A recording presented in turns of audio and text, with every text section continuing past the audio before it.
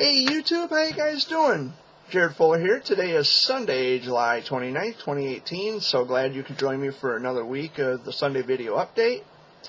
As many of you know, tonight I will be in Sandusky, Ohio. I'm going to be meeting up with some friends that I've been talking to for well over a year now. We decided on a place last night where we're going to meet up and enjoy a meal and share some laughs and get to know each other a little better and maybe have some pictures taken. No guarantees on that yet. That's up to them, by the way. But yeah, I'll be leaving here at 12 o'clock noon, and I am just so looking forward to meeting up with some friends tonight in Sandusky, Ohio. I've never been to Sandusky, Ohio.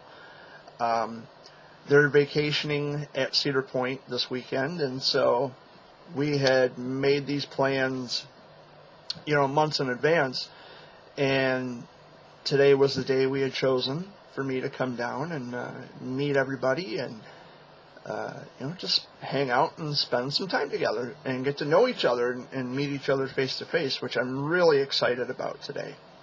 But I'll be leaving here at 12 noon. It takes about, I'd say, 2 to 3 hours to get from my house here to Toledo, and I'll be going east of Toledo.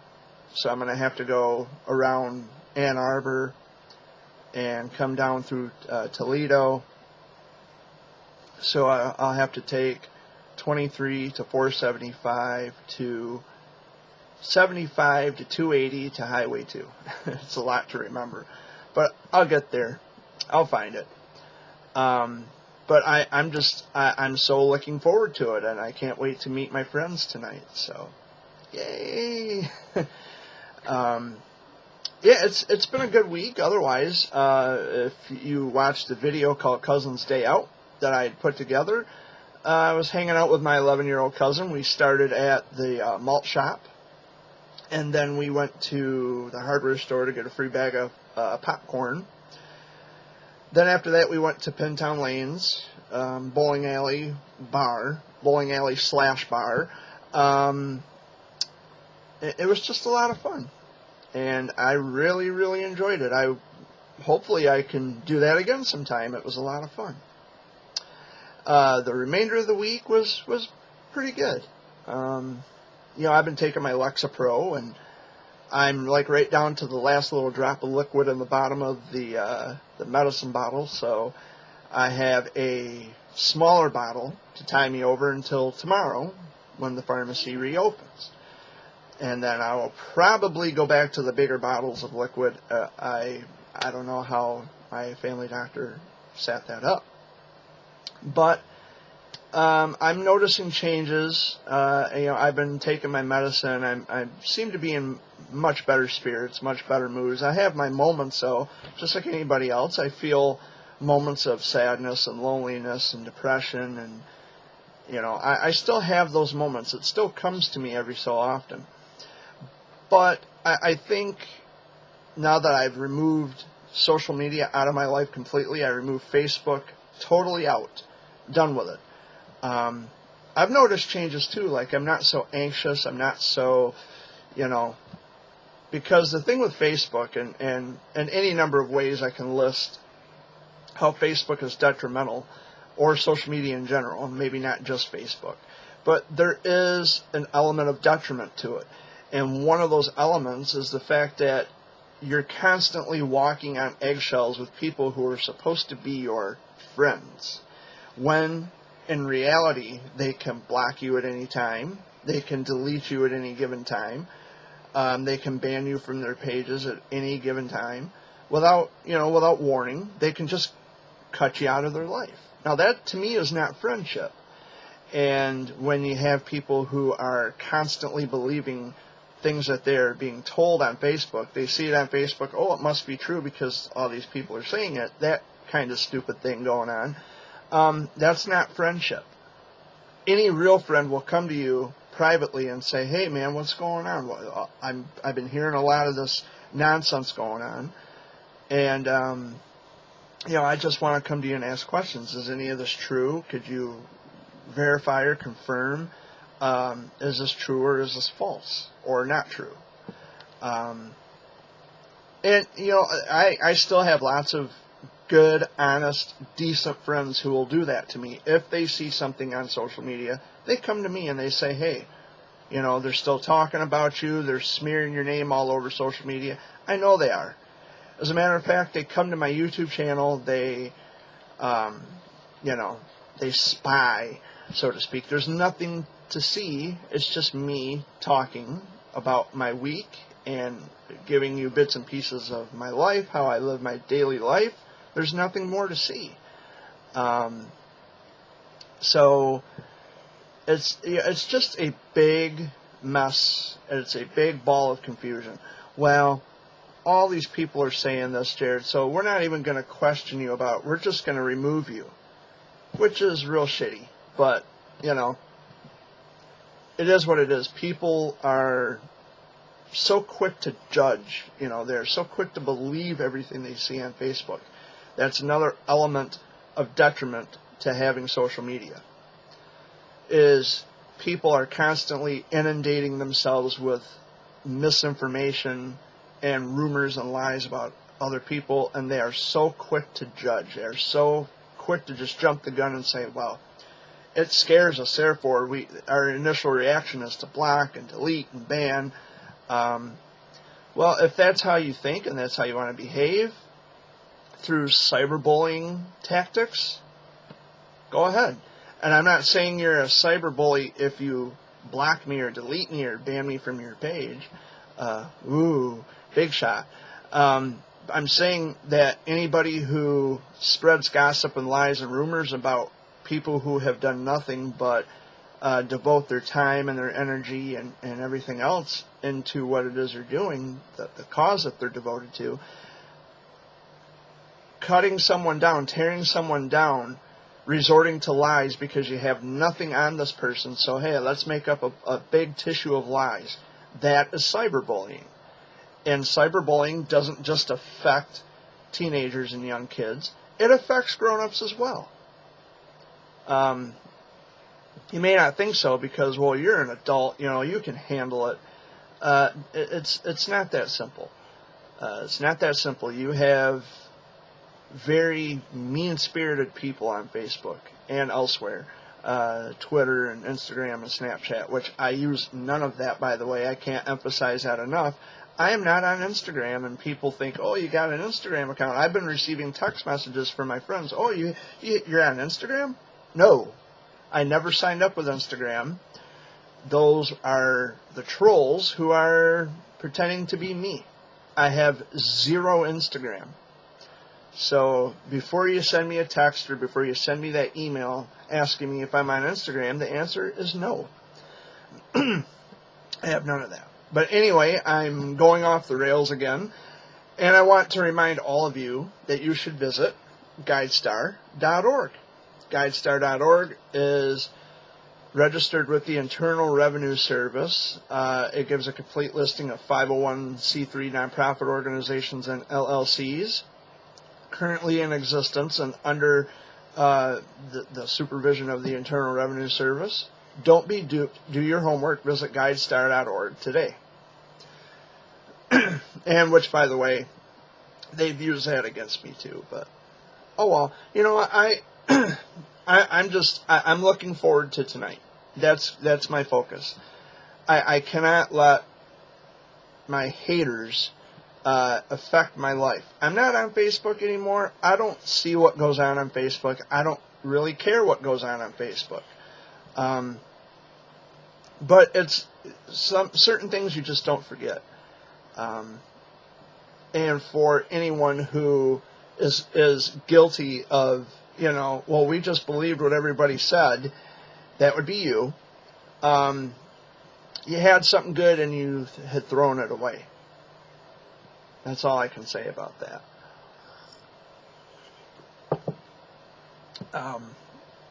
But anyway, moving on.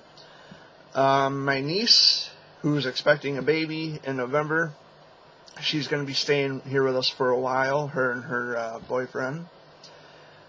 And so we're just taking it easy. She was living in Saginaw for a while, but she's going to be staying with us for probably, I'd say, about a week or maybe a couple weeks, at a bare minimum, until they're able to get back on their feet.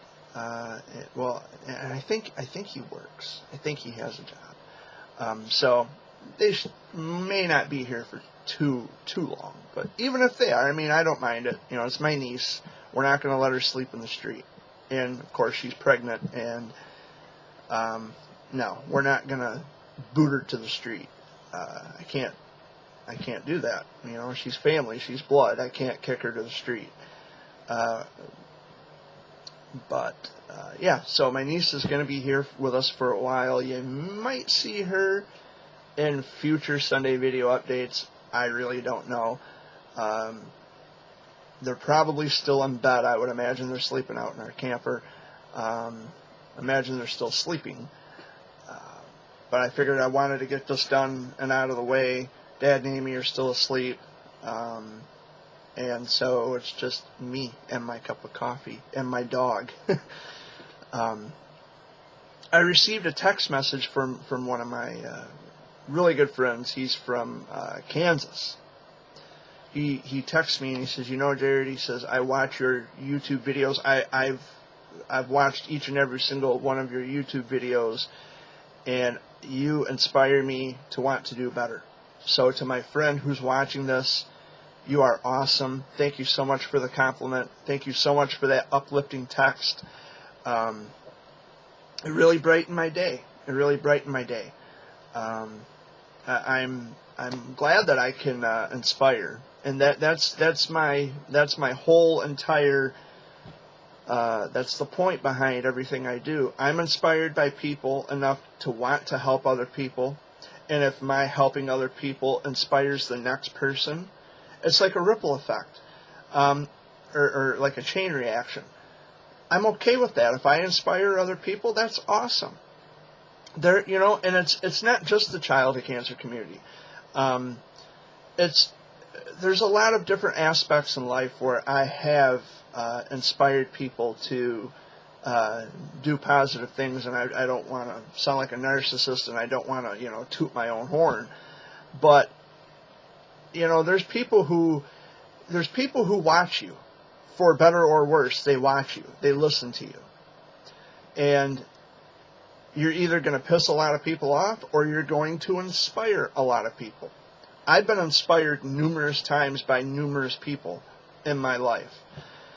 And although there's a good bulk of the people who did inspire me, I don't have any communication or contact with them anymore, for whatever the reason may be. I guess, you know, maybe we just drifted apart, or, you know, they heard something or read something on Facebook, and God knows that everything on Facebook is true.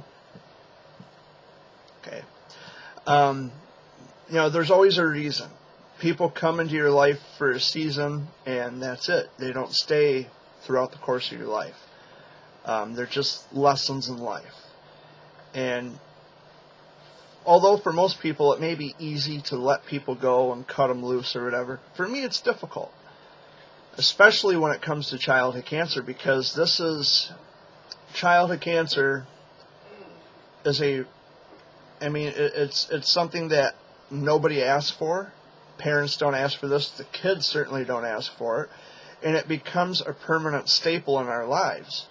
We know no other life after that. This is the life now that we have to live.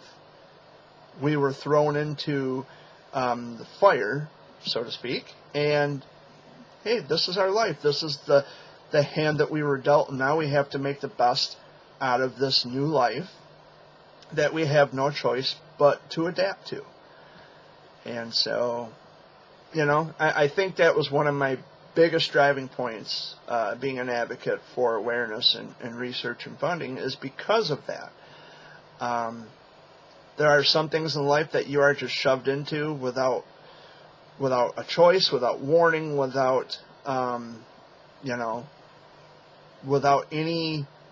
I mean, this wasn't planned. It wasn't divinely ordained. You know, it's just something that happened.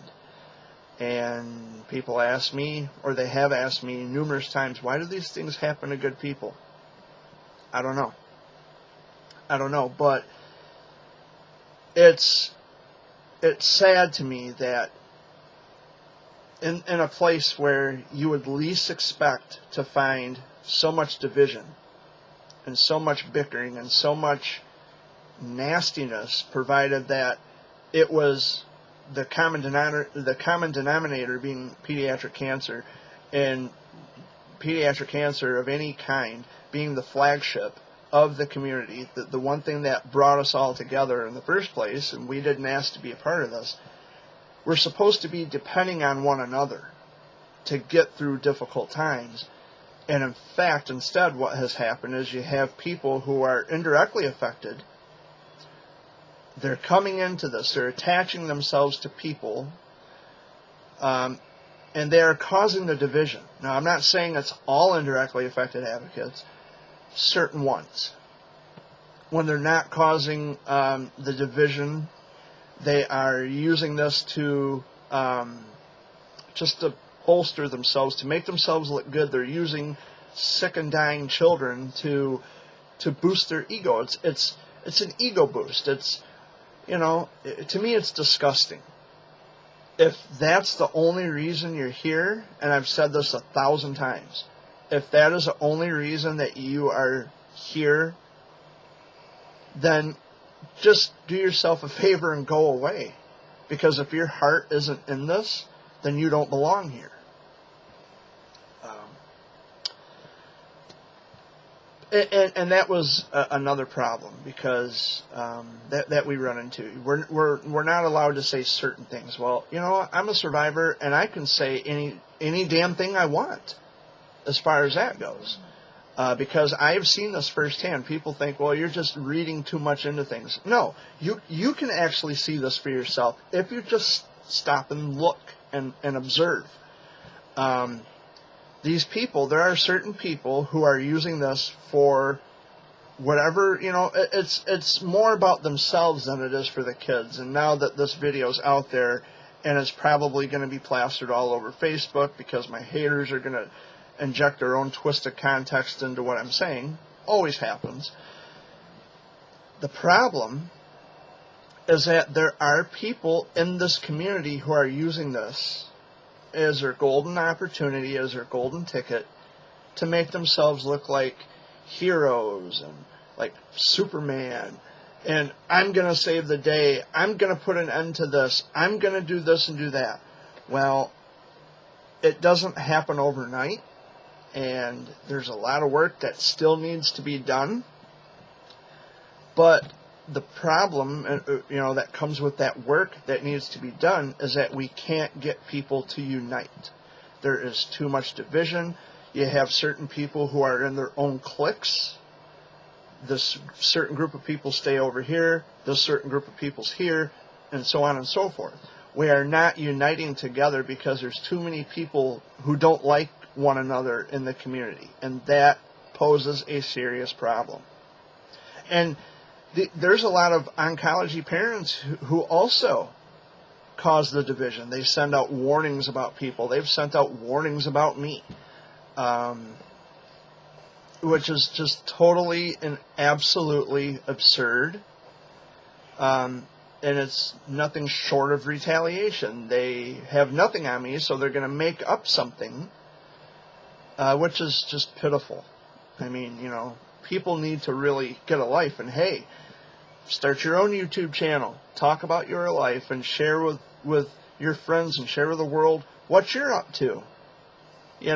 But you have to go out and actually live a life and live your life well.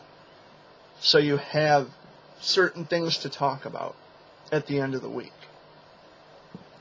You can get your own free YouTube channel as well and talk about your life. But no, these people would much rather stay on Facebook, where all the gossip and the drama is, and make shit up as they go along. Like supposedly I was talking to a 12-year-old girl inappropriately on Skype, which never happened. And that was one of the things I was going to talk about. But I was reluctant for quite a while because I don't want to scare anybody. But if you see that rumor on Facebook, I can assure you that none of that is true. it's gossip. Because the claim, and which, by the way, I have the screenshot of that message, and they scribbled their name out, so nobody knows who said this. Yeah, real slick, real sly. Come up with a lie and then erase your name.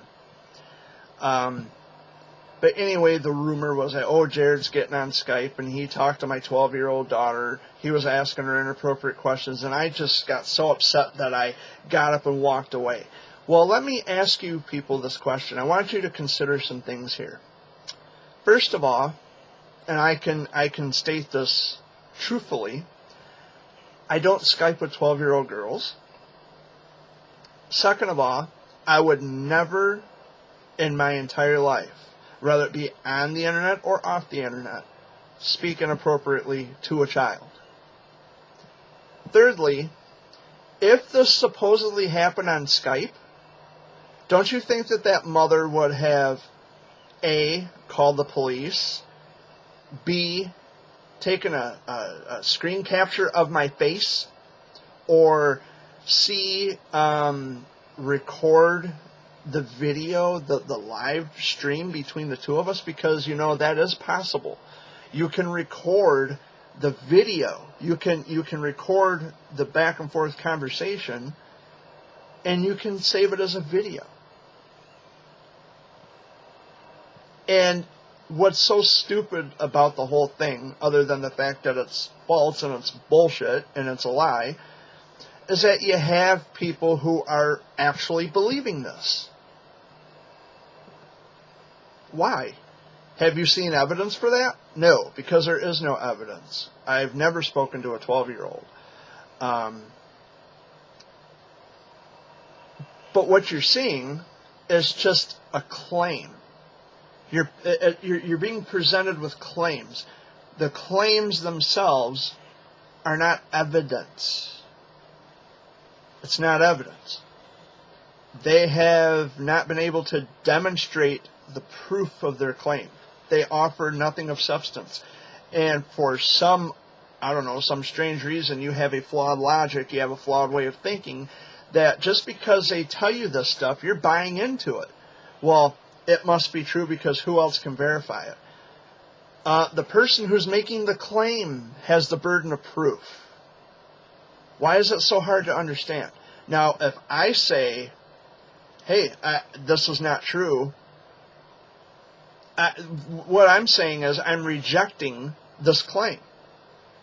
Now, it may be so that I have to demonstrate or prove that this never happened, but how am I going to do that? Because there's nothing to show anyway. I mean, if in fact I were speaking to, if there's anything to show, I'm going to have something to show. And this is why I always ask people to show me something. You have, you're making the claim, you have the burden of proof. Why don't you show me what it is you're pointing at? Give me something to analyze and examine and investigate and research. Give me something. Present me with some kind of evidence. Where was I being inappropriate? What did I say that was wrong? I haven't seen it yet. And all these people say, oh, I've seen it. Well, no, what you've seen, most likely, 9 chances out of 10, what you have seen are complaints, which are also considered claims. That's not evidence to anything that has actually happened or not happened. You have yet to show me something. Present me with something. I don't know why this is so hard for people. I mean, it's this coming of age with this social media stuff, where if it's on Facebook, it must be true. Well, that's a really stupid way of thinking, first of all. That's not how we determine truth, because a bunch of people said it.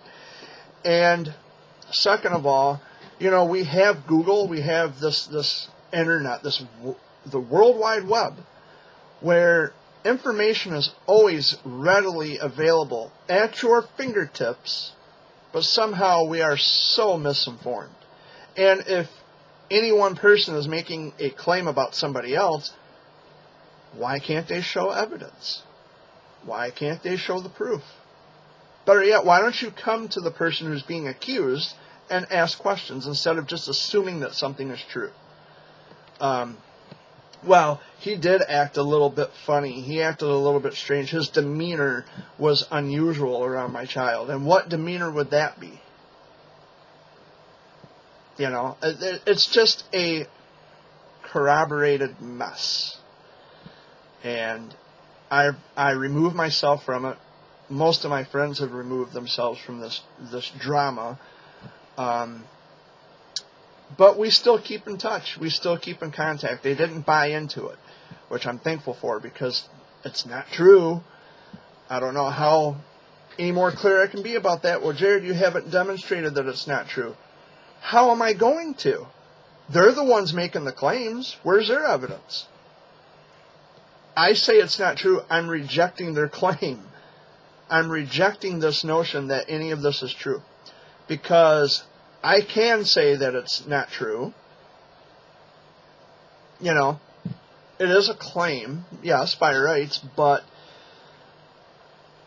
I mean, if there's nothing to show in the first place, how am I going to demonstrate my claim that it's not true? In other words, when I say it's not true, I'm just rejecting the claim that they're making. They say yes, and I'm saying no. And anybody else with a brain would also say no, because it lacks evidence. There's missing information. And this idea that in this complaint, well, I was so mad I just got up and walked away. Well, you should have called the police if this in fact really happened, if this was really true. You're not going to get so upset. Oh, he was being so inappropriate with my 12-year-old on Skype. I couldn't handle it. I just got up and walked away. Really? Really? So you didn't call the police? You didn't have a screen capture of my face? You didn't record the conversation between the two of us? Well, folks, I can tell you, I don't Skype with 12-year-olds, and the only person I've ever Skyped with, the only person that I actually continue to Skype with, is an adult, and they live in New York. And we are planning for me to go and hang out with them and visit them. We've been talking now for well over a year, and before you try to convince them of otherwise, this nonsense that you're spreading around, before you try to convince them of that, I can assure you they're not going to believe you, because of the fact alone that we Skype with each other and there are children involved in the Skype. I have never said anything inappropriate to them either. So this is, I'm just dissecting these rumors one by one, even if it takes me each and every week until the end of time doing these Sunday video updates. I will dissect each and every rumor and lie and gossip that's going around about me on Facebook or Twitter or elsewhere, if that's what it takes. Because it's just getting so bizarrely out of hand, and I have been done with this for a long time, and all of this stems from the fact that I spoke up about a fraud. That's it. I pointed out someone who is fraudulently using sick and dying children to get what he wants. But I'm the bad guy. I don't know. Well, Jared, you made a claim about him. Well, a lot of people have, but those are separate cases leading up to a much bigger conclusion. And there are people out there who have read court documents on Facebook. Hello. I've watched the video like 25 or 30 different times. There's actual court documents. But yet somehow these people still defend frauds. I don't know why. It's just a demonstration, and it only goes to show time and time again that people can be duped and deceived through the eyes of social media. Because if it's on Facebook, must be true. No. No, that's not how that works. That's not how we determine the truth of things. It's not how we go about dissolving rumors and gossip. You got to have evidence to support it. And if it lacks the evidence, there's no reason you should believe it. But anyway, enough with that. I'm going to have a great time tonight.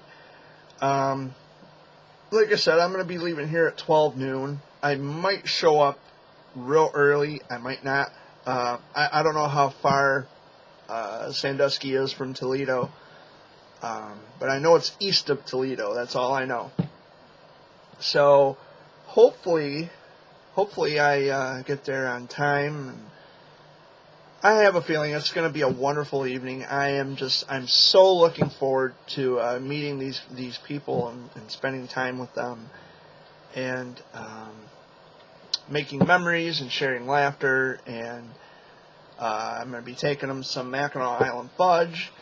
Of course, you may have saw the video called Murdoch's Fudge of Frankenmuth. The Murdoch family, they're the first.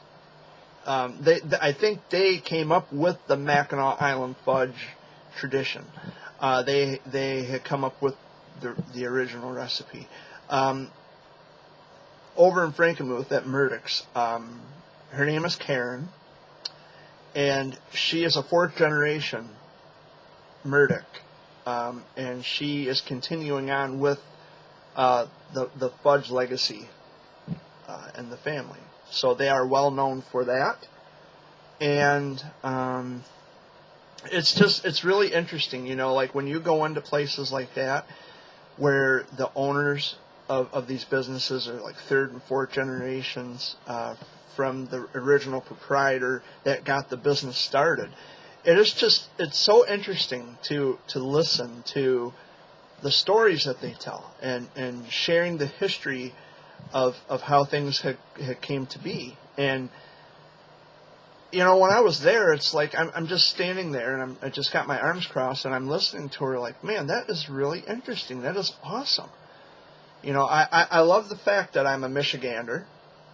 I was born here. I was raised here, and there's no other place in the world I'd rather be than right here in Pierre, Michigan. And I sound like a Pure Michigan commercial, by the way, but we are a very dynamic state. I mean, we're the only state with two peninsulas. We build cars here. We have Kellogg's cereal here. We build furniture here. We grow cherries here. We have the Boston Coolers, which is Verner's ginger ale and vanilla ice cream. Really good. We have so much going on here, and a lot of things originated here. We have Motown music that originated, of course, in Detroit, and we have the talent. We have talent, shining, amazing talent. People who have left their mark on the world. They've come from Michigan. Stevie Wonder, Madonna. Bob Eubanks, the game show host, he's from Michigan. Casey Kasem is from Michigan. Bob Seger, Tommy James and the Shondells. I think Tommy James is originally from Niles, Michigan. Fred Trost, he passed away. Ted Nugent, I think, is from Michigan. A lot of people, a lot of bright, talented people are from Michigan. Greta Van Fleet, which is, they are like a new age music. They have that Led Zeppelin kind of sound. They're originally from right here in Saginaw County. They are from Frankenmuth, and they are traveling all over the world. They've been on Jimmy Fallon. We have a lot of just amazing talent from this state. And I'm so happy and I'm so thrilled to be from Michigan. I am a true Michigander. We don't call it soda, we call it pop. Pepsi and Coke and 7-Up and A&W root beer, that's pop. That's always been pop. It's always been described as pop. Ever since I was a kid growing up, it's always been pop. Anywhere else, they give it the broad label of Coke or soda. Here in the Great Lakes, in these parts, we call it pop. And the last time I was in Ohio, I conducted a little mini survey of, do you folks refer to this, the Coke, do you refer to this as soda, or do you refer to it as pop? One guy here said soda, the other guy here said pop. So it was quite divided, and it was just interesting. And of course, that was when I went to meet Deanie Bandavanis in Pickerington. I went to his birthday party. And of course, he's got DIPG, and I think about these kids every day, and my heart breaks. As far as I know, we've had a lot of loss. We've sustained a lot of loss, and love me or hate me, my heart goes out to those people, and I'm really terribly sorry that their children are falling victim to this stuff. It's so heartbreaking, and it's devastating. So I offer up my condolences, and I'm sorry that things turned out the way they have. But it's just because I'm not on Facebook anymore, it doesn't mean that I've stopped being a voice for childhood cancer, and I know that pisses a lot of people off, and I really don't care. But I'm always going to have something to say about childhood cancer. And this keeps coming up over and over and over again, and I swear, I thought I put this issue, I thought I exposed this issue and disinfected it once and for all. Evidently not, because there's still people out there who are saying, well, he talks so openly and candidly about childhood cancer, but he don't remember crap. Again, remembering or not remembering has no relevance to the fact that it actually happened. And that's all there is to it. It doesn't change history. Just because you don't remember certain points in your life or certain points in history, it doesn't change the fact that it still happened. So if I should have no emotional appeal to this, then I would like to know why when every morning I look down, I can see my scar. I see, like this battle scar here, this mark on my wrist from I almost said DIPG, from ABGs, from arterial blood gas. Why is it when I look down at my battle scars every day, I'm once again reminded? So, I don't know. People are, and of course it's coming from indirectly affected people. The people who are indirectly affected by this, and I'm not saying this about all of my friends who are indirectly affected or all of the buffoons who are indirectly affected, but okay, I'm going to speak about the buffoons who are indirectly affected.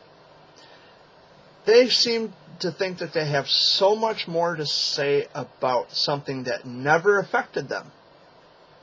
I mean, I appreciate the fact that there are lots of voices out there. There are lots of people who are bringing this to light. They are, making childhood cancer known, and they're making this a priority. They think they have so much more to say about this than someone like myself who actually lived it and survived it. And I deal with the after effects from chemo almost damn near 30 years after. These people who have never had chemo coursing through their bodies, they've never had radiation, they've never had to go through any of that is related to pediatric cancer. They have no direct ties to this lifestyle, but somehow they seem to think they have so much more to say about it than someone who's actually gone through it.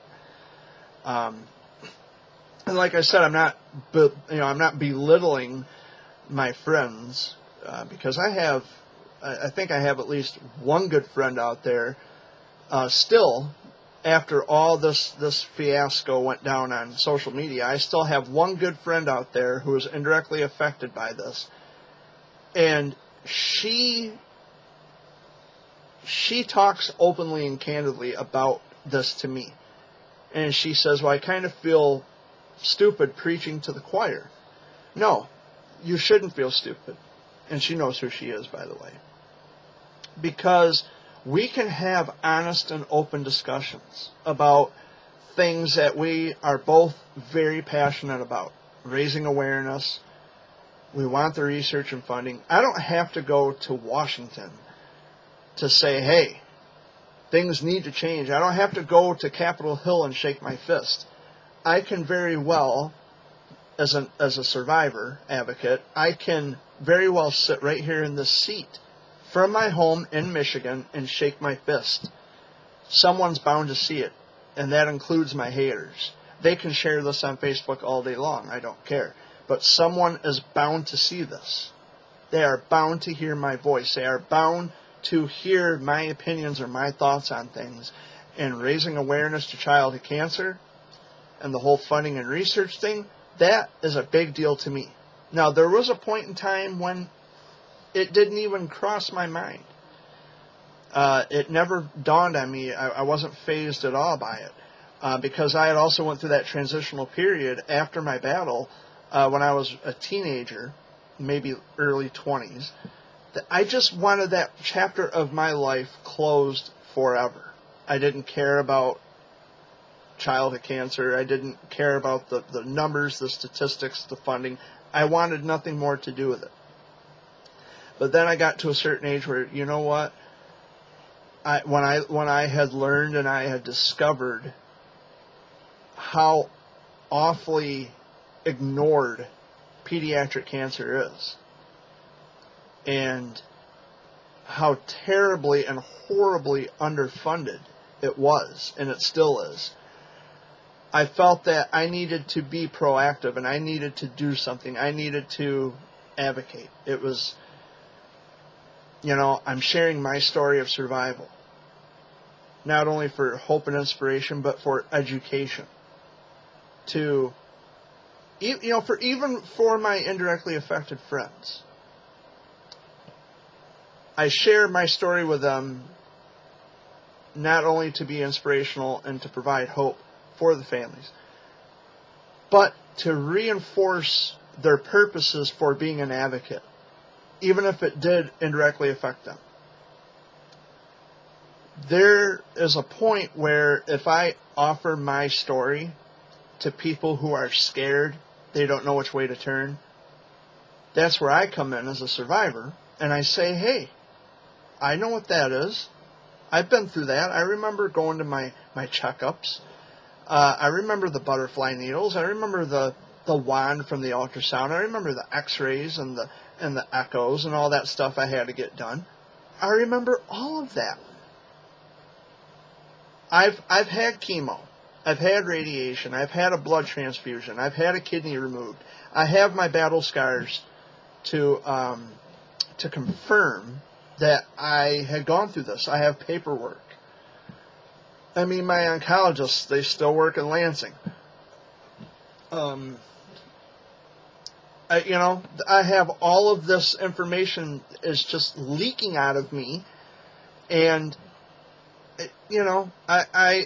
my only goal was to offer the hope and inspiration and the education to people who are going through similar situations, and they need to hear that from someone else. Like, hey, this guy knows what he's talking about. He may have been too little to remember, but he is living proof. And if I had a dime for every time someone said that to me, that, oh, Jared Fuller is living proof, that this is possible, he can survive it. He had overcome this demon, this battle, this journey. He had, he fought, He battled, and now he's thriving. I've had a lot of people say that to me.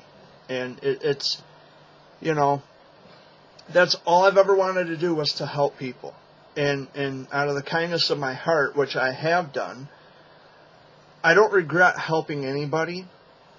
I regret using my precious time, my valuable time. I regret making time for people who would then turn on me. They would stab me in the back the way they did. And if you're one of those people, I'm talking about you now. You know who you are. I wish the absolute best for you, and I hope you are, you know, I hope you're doing well, and I don't wish anything bad on you. But it's just, it hurt me that you would actually go with what people were saying about me. You never bothered to come to me. You never bothered to get my side of the story. You went by one side, and you ran with it, and well, it must be true, and bye-bye, Jared. Well, it's horseshit, to say the very least, but you made your choice, and it's really your loss, because I had always been on your side. I was a voice for you. I helped you. You made that choice, and it's been determined, it's been confirmed, that you use people. Because I'm the proof. You got what you wanted from me, and the minute you heard something, well, we don't want him no more. Yeah, that's bullshit. I don't regret helping anybody, though. And I didn't do it for the parents, by the way. I did it for the children who needed it. But anyway, I have things to do today. And like I said, I am so looking forward to spending some time with friends that I've been longing to meet. I've been wanting to see for the longest time. It's 7:30. I've been here for almost 50 minutes. I suppose I'm going to, I don't know, I might go for a walk. I might just kick back, watch TV. I don't know yet. Or I just might wait for Dad and Amy to wake up, because I made a pot of coffee this morning. And if the aroma hits them, they will bounce out of their beds. Maybe. But yeah, I mean, I know it's a lot of rambling and venting, and I sound like a broken record because I talk about the same things pretty much every week.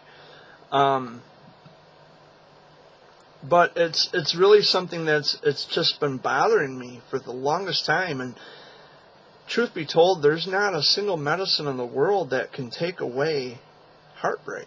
I mean, I take my Lexapro. I take that for depression, because I've been depressed about a lot of things for a long time.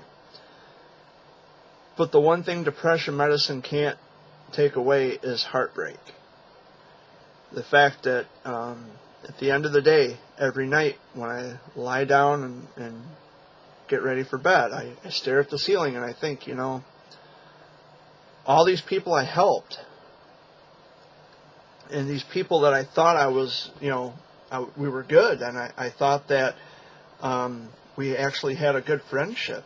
And sadly, as it turned out, these people really didn't care at all.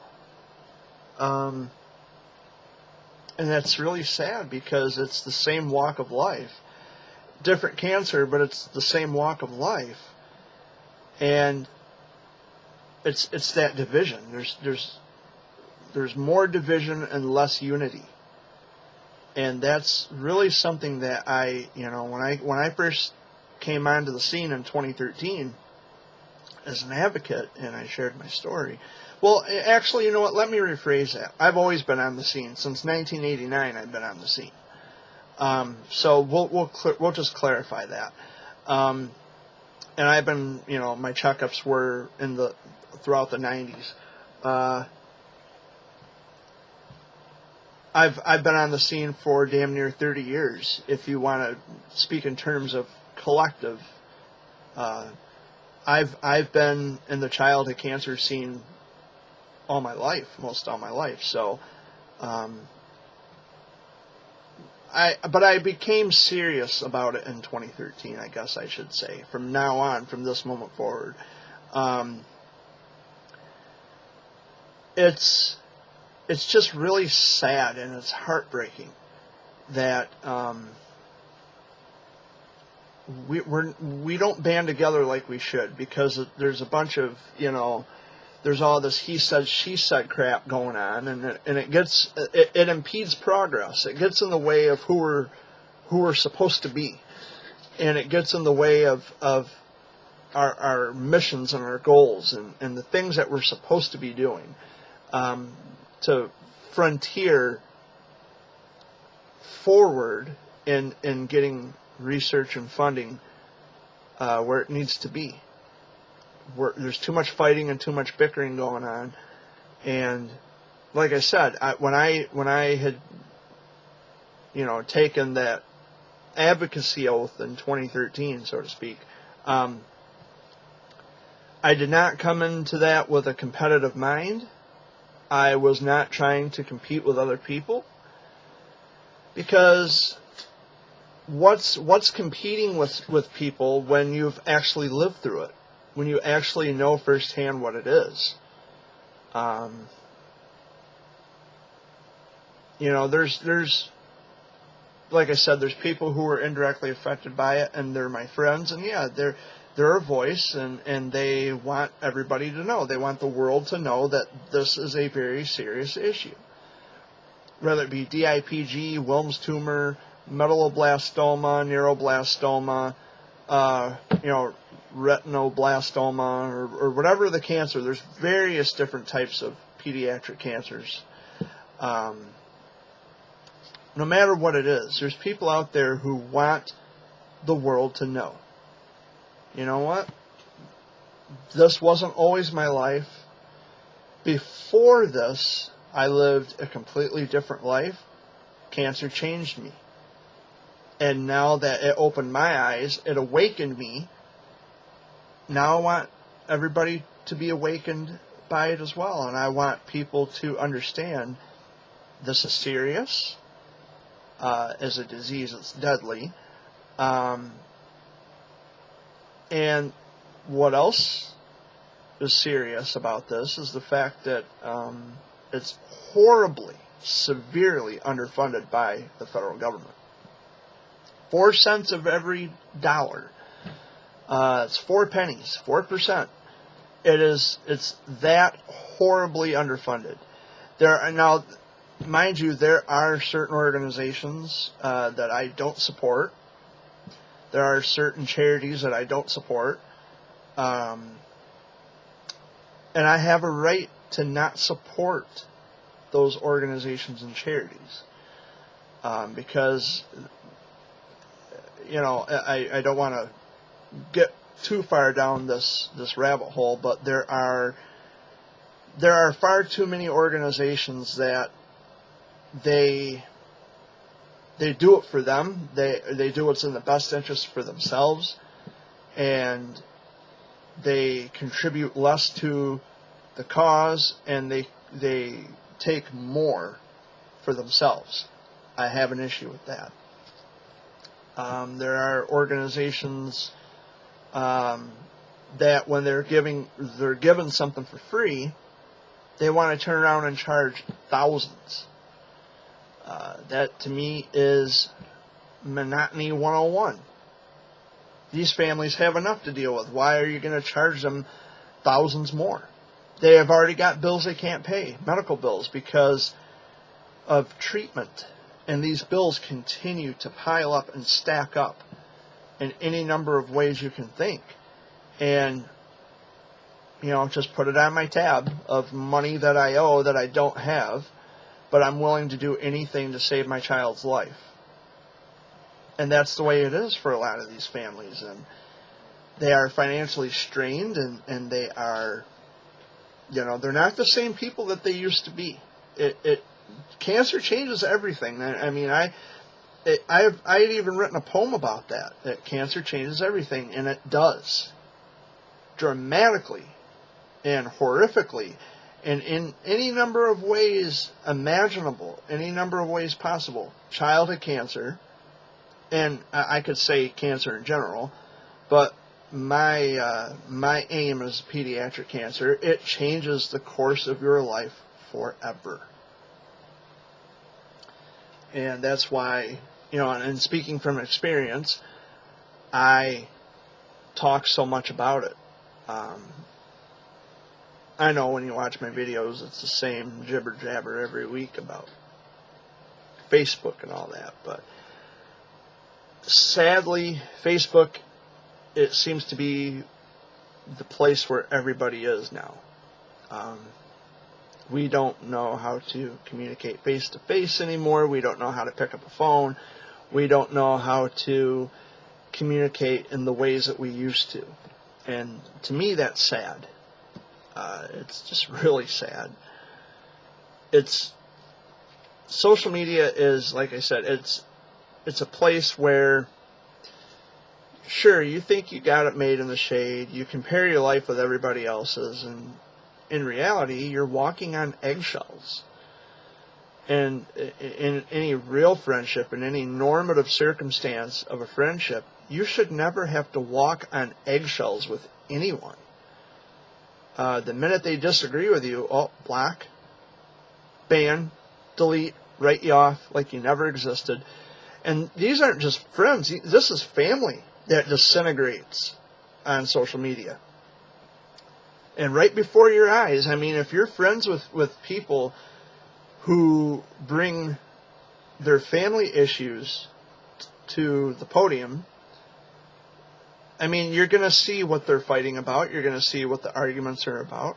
I've witnessed a lot of fighting and arguing on social media. It's like, why can't you keep this off of Facebook? Why do you have to bring your private and personal business onto Facebook or social media in general? Why do you have to get the whole world involved in private family affairs?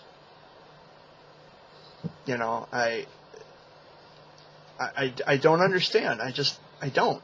I never understood it. I mean, there were times when I would make vague posts, and I mean, I'm guilty of this, but I learned through doing that it's just really a stupid idea. But I used to make vague posts about family members, and, but then I kind of grew up and I matured from that, and it's like, well, I love my family regardless, but they can be a pain in my ass. I'm sure all families have that. They go through that. But it's just one of those things. You don't put family affairs on social media unless, of course, you're at a family reunion and you all take pictures and selfies with cousins, aunts, uncles, grandparents, whatever. Cool. You want to share your family with the world? Fine. But when there's bickering and fighting going on, keep it off social media. Nobody should have to see that. No one should have to get involved. Nobody should care. Nobody should give a damn about brothers and sisters fighting, or mom is something else, and my brother. I mean, like I said, I've spoken about my brother on Facebook. But I learned from that too, and I don't do that anymore. Well, of course I don't. I'm not on Facebook anymore. Duh. But, yeah. I mean, I'm glad I cut it out of my life. I'm doing better without Facebook. I'm not comparing my life to anyone else's life, and I'm just living my own life. And it feels good to be in the driver's seat again, where I have control over my own life. I'm not focused on anybody else's life. I'm not comparing myself to other people. It's very liberating. I don't have to worry about what's going on in Facebook world because I'm too busy living in that world out there. Which there's all sorts of confusion about, well, Facebook is real life. No, it's not. Facebook is a preconceived notion of what reality really is. Yes, it exists in reality, but Facebook itself is not reality. It's a virtual reality. And I think I said this last week, I pointed this out. We have people on Facebook, they love to sharpshoot, which means that they talk only about the high points. They don't ever talk about, and I just said, they don't need to put their dirty laundry on Facebook. But when I say that, I mean there's people who actually get into specifics on what's going on, or they actually call each other out and publicly humiliate somebody. What I'm saying is that we don't know that, okay, these people are fighting with their family. We don't have to know the specific details. I had a falling out with my family, or I'm not getting along with such and such. We don't see the downside of a person's life in that regard, without knowing the specifics, excluding the specifics of their issues. We don't know that maybe they're struggling in other areas, because anybody who lives in the real world knows that there's no way that people can be this happy or this pristine all the time without some kind of weight on your shoulders, without some kind of pressure. There's no way anybody lives that perfect or that fancy or that good of a life all the time. And without a doubt, I'm not saying that these people don't live good lives or they don't lead, productive lives. I'm not excluding that at all. Maybe they do. But there's no such thing as a perfect marriage. There's no such thing as perfect relationships or friendships with friends, family, whoever, co-workers. There's no such thing as perfect. Not in this world. In the real world, anyway. And Facebook, being the virtual reality that it is so easy to manipulate and deceive each other into thinking that, hey, we live a pretty good life. We live a wonderful life. We have no problems. We have no issues. Yeah, you do. Everybody does. All the money in the world can't change it. Even the richest people in the world have issues that no one knows about until something tragic happens, and then we hear about those issues. Because again, they want people to think that they have to hold up to this image of themselves. They put this image out of themselves that they live such happy-go-lucky, perfect lifestyles. Just because they're rich and famous and beautiful and popular or whatever, that they live such absolutely amazing lives. No, they don't. There are things in the world that we don't know about these people. Robin Williams, perfect example. One of my all-time favorite actors. Loved him so much. He was always the one who made you laugh. He was always the one that had the jokes. He was always funny. He could make anybody laugh. He could make anybody's bad day good again. He could just make you laugh. But he had his own demons that no one had known about but him. And now look, he's no longer with us. And it's really sad. So, whenever you get on Facebook again, you have to remember, and mark my words, your friends are not doing well. And even if they do post statuses where, they're calling out family and friends, or, fighting, or they just make a vague post about, oh, I'm fighting with my family, or, I thought family loved each other, or whatever, that kind of thing. That is an indication that, they don't live perfect, happy-go-lucky lives. They, too, are sharing bits and pieces of their life, for better or for worse. that, you know what, they're human. They're not going to have, perfect lives. Not every day is going to be sunshine and rainbows and lollipops. They're going to run into problems sometime, somewhere along the way. And even when you see those posts where, they're not having a bad day. They're always smiling. They're always, talking only about the good things, the highlights, the high points. You got to remind yourself, you know what? There's something else going on. They're having a rough day. They're having a rough time. They're going through something in life every day that nobody knows about.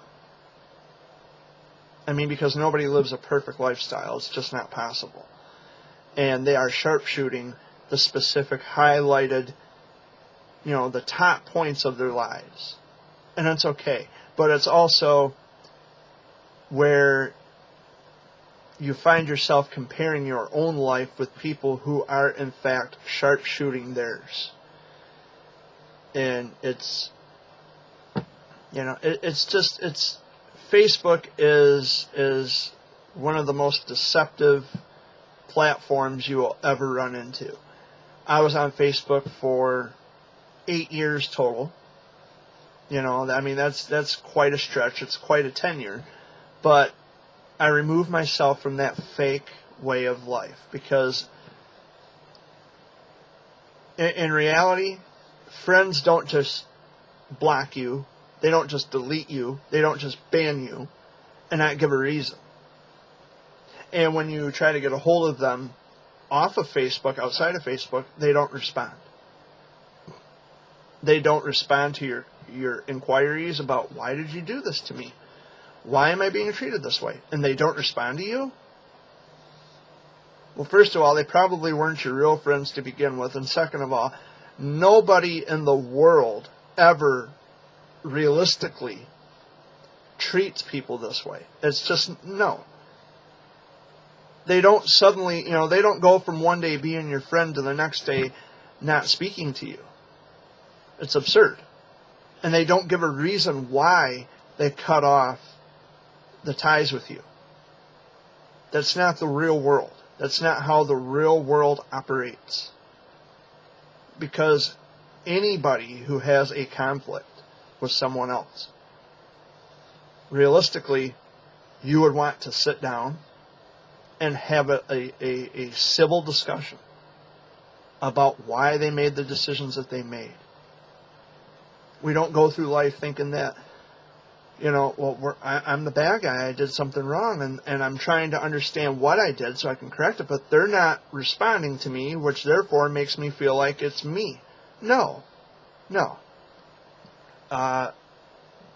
It may be about me, sure, but it's not me, per se. If I know that I treated someone with the utmost respect and dignity, and I treated them the way that I wanted to be treated, all the time, without fail, without skipping a beat, even when I disagreed with them, I treated them with respect, then there should be no reason why someone would suddenly cut me off or believe something and just, there's just no reason for it. It's why I have no use for social media anymore. It's why when people ask me, should I leave, or they say, Jared, I've been wanting to leave social media so bad. Do it. We'll keep in touch through email and text message and, call me up on my phone if you want. You can write me a letter. I mean, a good bulk of my friends have my mailing address. Because that's the way life should be. There should be communication. And the problem is that we think that, social media, Facebook, in the wake of its convenience, that somehow this is a shortcut to keeping in touch, and the people that we don't like, we'll just X them out of our lives. Well, I'm doing a cleaning out of my friends list. People that I don't talk to. Okay, sure. But what about the people that you actually do talk to and you keep that communication open? Are you still going to delete them based on what somebody says? That's not how friendships work. And what's even worse, and what's probably just undoubtedly and painstakingly sad, is the fact that I could expect this kind of behavior from teenage, adolescent, prepubescent kids, not grown adults. This is like high school for grown adults. The one place where we should be mature and we should treat each other nicely and not spread around bullshit and gossip and rumors. And, you know, I would expect grown adults to behave as such and not like a bunch of little 12-year-old punk-ass kids. But that's clearly not the case, as it's been demonstrated time and time again. And I think social media, it may be good for some things, but it's bad for a lot of things. And it's one of the reasons why the dumbing down of our culture has become so enormous and spun out of control because of social media, because people like to believe things, they take it at face value without actually doing the research and the studying or the investigation. They are lazy thinkers who just accept everything at face value, and that's not how we determine truth. And maybe I'm just too real for social media. I'm too real for these people who claim to be real, a plastic version of real, when in fact they clam up or they let someone back them into a corner. I don't let anyone back me into a corner. If something's not right, it's not right, and I'm going to speak up about it. They don't like people who tell the truth.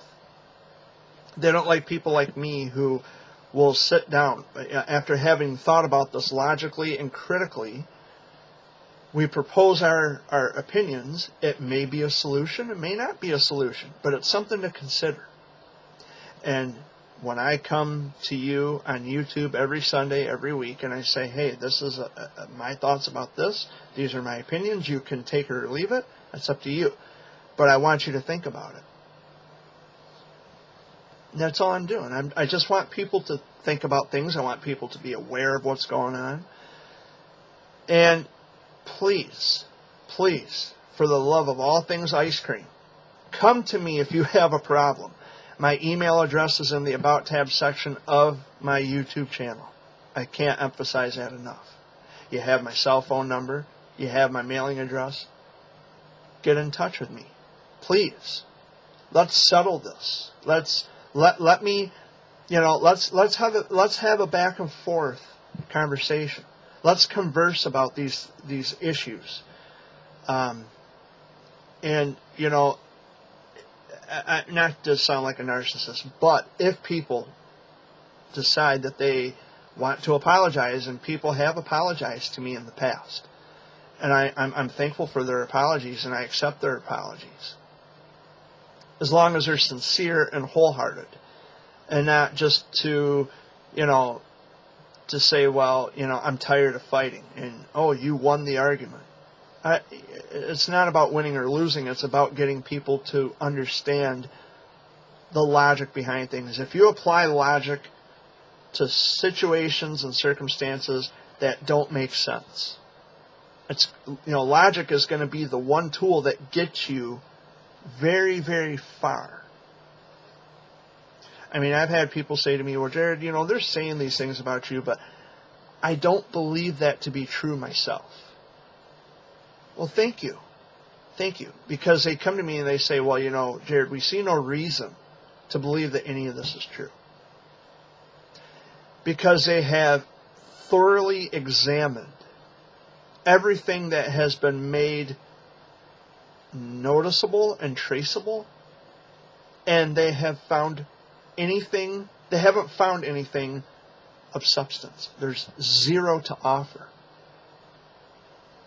They have honestly looked at evidence. They have honestly looked and searched for something that is worth going on, and they found nothing. And do you know why that is? Because there never was anything to begin with. I'm rejecting the claim that people are making about me. And I'm expressly pointing out that you're wrong, and this didn't happen. And, you know, I wish you would come to me first and ask me questions before you just assume things. And that's another issue about Facebook and social media in general, is that people make assumptions without actually investigating and researching things. They make assumptions. Like there was this post on TV5 News about a person, an incumbent, who was being tried for sex abuse. This was like back in 2011. And I had made a comment on the thread about, you know, sex abuse is a hot button issue. It's always been a hot button issue. It was an axiom. I was stating an obvious fact. And my haters on Facebook, they had taken that and they have blown it out of proportion. They made it sound like I was condoning sexual abuse, which I would never condone sexual abuse. That is absolutely appalling and it's absurd. I would never in a million years condone sexual abuse. And these people on Facebook, these haters, they make it sound like I condone it. No, I don't. Never would, never have, no way, no how. And so that's part of you know, they're using that against me. And anybody with a brain, anybody whose brain cells join hands, they read the comment and they didn't see anything threatening or anything suggestive in the comment that I had left on that specific column that was published by WNEM TV5. They read it. And they know what I was saying. They read it for what it was. And you have people, obviously people on Facebook, who, because they're retaliating against me, because they don't like me for whatever the reason, so they're going to take this specific piece of, you know, the word sex is associated with Jared Fuller. That can't be good. Bullshit. I was talking about something that was, you know, a person who was being accused of something, and I had stated the obvious, that sex abuse is a hot button issue. That's all I said. And there are, in fact, people, which, if you're on Facebook and you happen to see my name, there are people who are willing to go out of their way to damage a person's reputation. It is a known fact. If you're on Facebook, you should know that right away. You should be able to spot the obvious. Why do people argue against it? And furthermore, why do people defend the cyberbullies? Why do people defend the dishonest individuals out there who are creating problems and issues for everybody else? Why would you defend people that way? How could you ever defend a jerk? I don't understand. I mean, that doesn't just apply to childhood cancer. That applies to politics. It applies to everything in the world. I'm not a political person. I'm not a religious person. But I do see a pattern where not only do we believe everything that we're told, but we defend people who are deceptive, and they want you to think that they're these awesome, wonderful people, when in fact they've been proven to be otherwise. And because these people on Facebook, they have nothing on me, nothing at all, just complaints, and they want to count that as evidence, which it's not evidence for anything. It's just a complaint. It's a claim. They want to make shit up as they go to damage my reputation because of the fact that I spoke up about someone who is, in fact, doing something wrong. Anybody who says that they have a nonprofit organization when in fact they don't, that is unethical, it's immoral, it's dishonest, it's egregious, and there are lots of people doing it. And it's not just that issue. There are a lot more issues in the same neighborhood of that. But, you know, I've got to get going. I've got things to do today. I don't have time to list each of the things that are wrong with that. But I have been here for over an hour and 20 minutes. So I really got to get going. I got to get this video uploaded. I'm going to finish my coffee. Thank you for watching this week's Sunday video update and for sitting for as long as you did through the whole thing. I'm glad you could join me this week. I am so looking forward to meeting up with friends tonight. I'll be in Sandusky, Ohio at 6 o'clock Eastern Time. So if we were friends on Facebook, and if you're from the area, from Toledo or from Sandusky or any, the surrounding areas, come in and say hi. I'll be at the Brick Oven Bistro in Sandusky, Ohio tonight at 6 o'clock. So please join me. And come in and say hello. Maybe we can get a picture taken. We'll shake hands. But I got to get going. I love you all. Thank you for watching again this week. And I'll be here next week to talk some more and to blab some more. I love you guys. Take care. Have a wonderful week. And peace out.